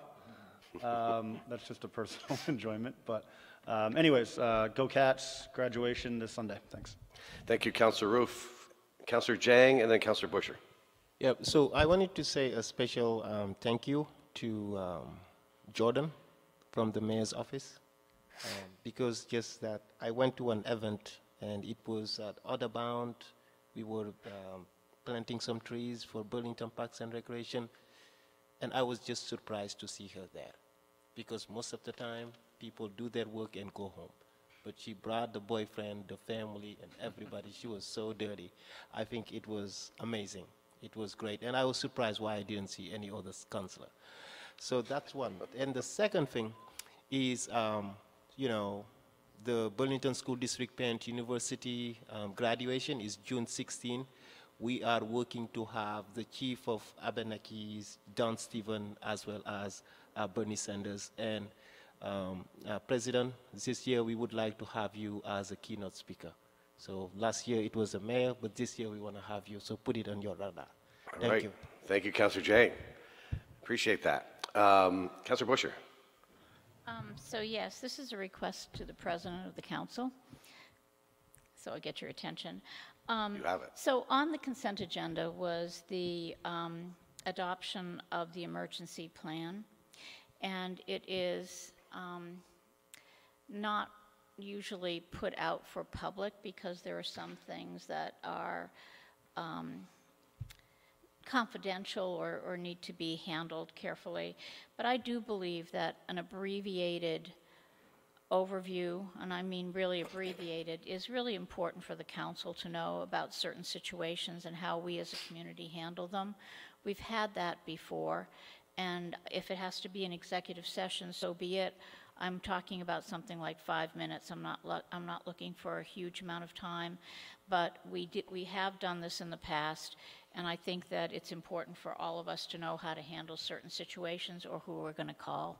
So I'm making that request to you, President Wright. Thank you. Thank you, Councillor Busher. We will act on that. Councillor Shannon. Thank you, President Wright. Councillor Jang's commendation of Jordan Riddell reminded me that while I'm looking at my fellow councillors, I failed to recognize Jordan's contribution on the mural task force, and I'm very, very sorry. Out of sight, out of mind. I am very sorry for that and do appreciate Jordan's contribution as well as my fellow city councillors. Thank you, Councillor Shannon. Anyone else want to compliment Jordan? Here's your chance. Councillor Nodell.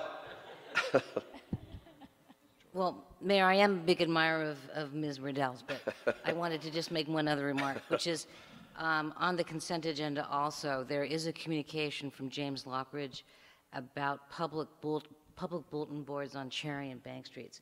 And I think he makes some very good points there. And I hope that we can kind of stay open to this idea of uncurated public bulletin boards, because I think it provides an element of vitality. I understand there's some issues around, they can't just be totally kind of unmanaged and anarchic, but I think there is a way to do it. And I hope that we can keep this in our minds. Thank you. Thank you, Councillor Nodell. Other city councillors on general city affairs? Hearing none, we will close that item and move to City Council President update. Couple things, as Councillor Busher noted. October 16th, excuse me, May 16th, jumping ahead a little bit there. May 16th, Wednesday, 7 to 9 is the first meeting of the City Hall Park Task Force on Trees specifically.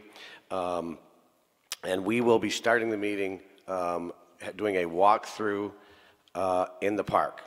And we're hoping that with the city arborist, who also is on this task force. And hopefully that will take not too much more than 30 minutes, 30 or 40 minutes or so. And so we will then come back into City Hall. We will take comments from the public. We will hear about the 3 options that we heard about, some from the public tonight, and the committee will begin to deliberate on that. And as I mentioned to the 2 members who spoke in public forum tonight who are a part of the task force, they acted certainly in good faith. There was no appeal, and we will be acting in good faith in regard to this issue and whether we do one of the options or whether we expand it from there. So that's 7 to 9 this Wednesday.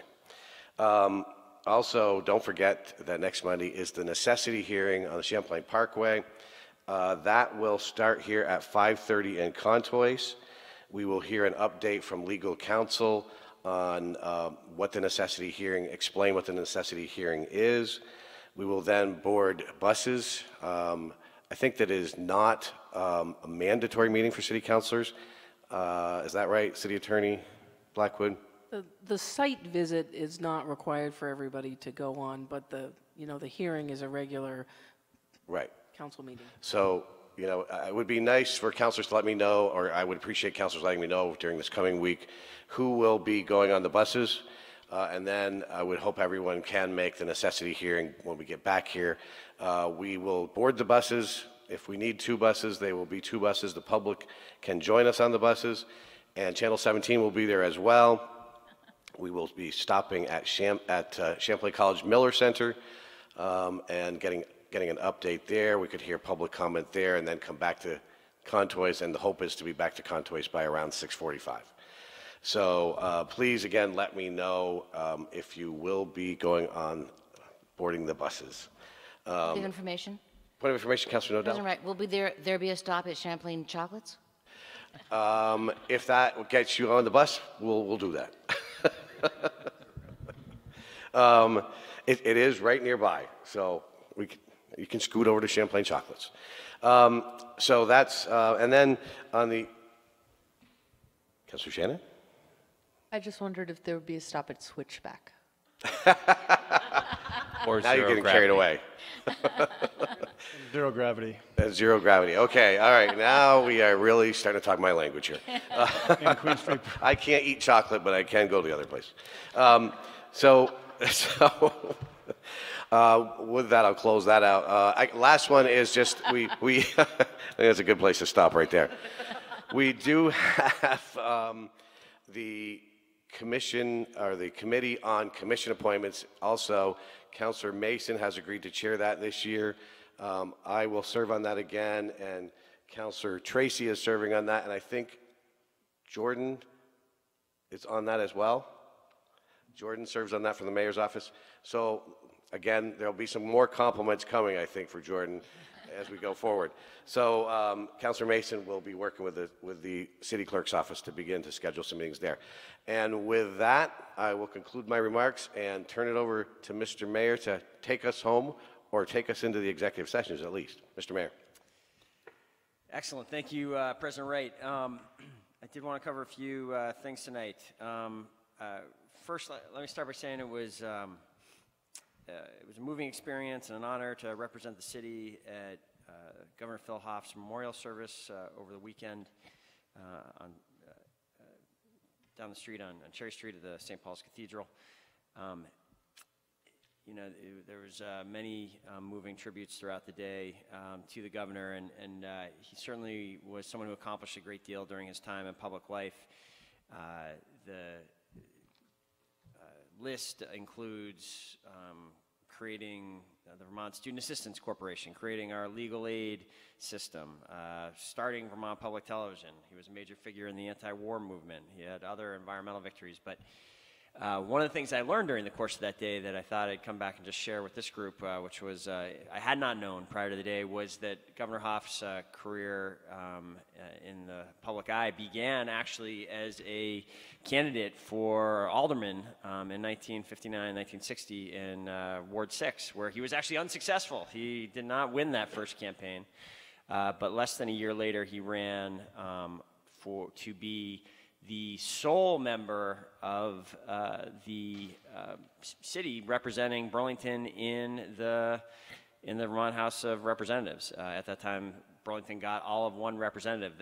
And interestingly, when just one term later he was elected governor in this fairly miraculous election, one of the things he got done in his 6 years as governor was to shift the system so that there would be a representative form of government, and we can, among the many things we can thank Phil Hoff for, we can thank him for the fact that we now have 10 representatives in Montpelier, including President Wright, laboring for us every day. And you know, that really goes to the tribute that Senator Sanders made later in the day, pointing out that Governor Hoff was someone who went right at problems, didn't nibble around the edges of them, and was very effective and successful in making transformational change. And we miss him already, and thank him for his long service to the city of Burlington. I did also want to note, I wasn't going to focus on Jordan's service at the Parks service, although I appreciate, Councilor Jang, how much that was noted. The group in the entirety planted 850 trees, and in an area of Oak Ledge Park that has long been a kind of problematic wetland and not really thrived ecologically.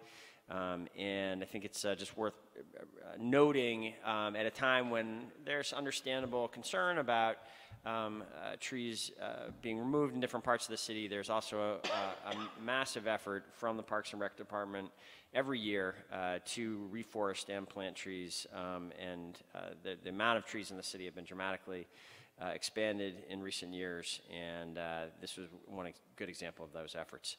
Another exciting event since the last time we met that viewers at home and I think the council should make sure you're aware of is that this new e-bike initiative has been launched by the Burlington Electric Department. It's really quite a great deal. Burlington Electric customers can get a $200 rebate on an electric bike. The bikes cost approximately $1,200 to a little over $3,000. You can try them out down at Local Motion at their e-bike library. You can actually borrow one free of charge for a week. And if you've never been on an e-bike, I really recommend that you do it. It is a surprising experience. It doesn't feel anything like riding a moped or a motorcycle. It really feels like you're biking. You're just have sort of bionic powers in doing so. And I think it's a really important step forward in our transportation system potentially. Speaking of our transportation system, I do want to, again, alert the council. This one has me a little bit concerned just because of the timeline. We have a significant decision to make together a week from tonight when, pursuant to our approval processes, as well as our development agreement with Burlington City Place, Devonwood, the council is going to be asked next Monday to approve a design for both Cherry Street and Bank Street, the 6 blocks of new streets that were authorized, or rebuilt streets, not the new streets cutting through the property, but rebuilt streets that were authorized by the TIF vote in the fall of 16. Considerable public process has taken place on the design of these streets over the last couple of months. Considerable more public process, as councilors noted, is taking place over the next week. The hope is that that will put us in a place that even though there are some very different visions of how we move forward with the future of our streets, that we will have some sort of consensus to move forward with by next Monday. There's a good, thorough memo in the packet that lays this out more thoroughly. And I encourage councilors to, if they do have questions, Public Works is eager to engage over the week ahead. It's a busy week of local government for sure. In addition to these meetings regarding Cherry Street and Bank Street, there will be 2 presentations this week as well as 2 presentations next week on the FY19 budget. And all councilors, of course, are invited to join the Board of Finance for those presentations, which will begin tomorrow night. I do want to compliment our newly confirmed CAO, Beth Anderson, for her work to get us to this point. I'm hoping that the council will agree after the vetting over the weeks ahead that this is a strong budget. It from my perspective, continues real discipline in terms of respecting the voters' desire, strong message not to raise property taxes. Again, the elective property taxes for the 4th year in a row are not going up.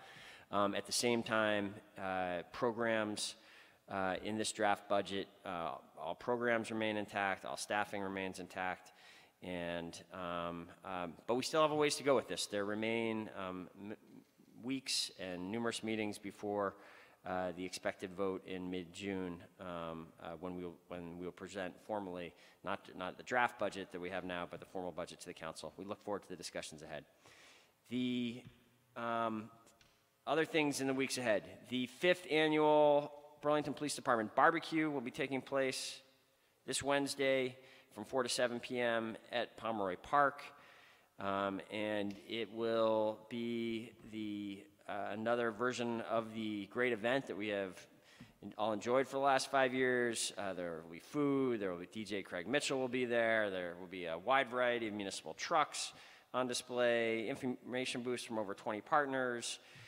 Our canine units will be doing a demonstration, bouncy houses, and more. It's really become a well-attended and well-organized event in recent years, and we hope you can make it. Finally, I want to just mention again, in this room on May 23rd, we will have Maya Salovich, who is the author of The Unbroken Brain, leading a discussion about the opioid epidemic in an event jointly sponsored by the Police Department and the Chittenden County Opioid Alliance. President Wright, thank you for the opportunity to share all that. Thank you, Mr. Mayor. We'll move on to item number 9. I just first say that you'd be surprised how many times legislators bring up that court ruling and long for the old days when Burlington had just one. We'll move on to item number 9, which is a communication from Eileen Blackwood about City Attorney, about 2 executive sessions that we're about to move into. City Attorney Blackwood. Thank you, President Wright.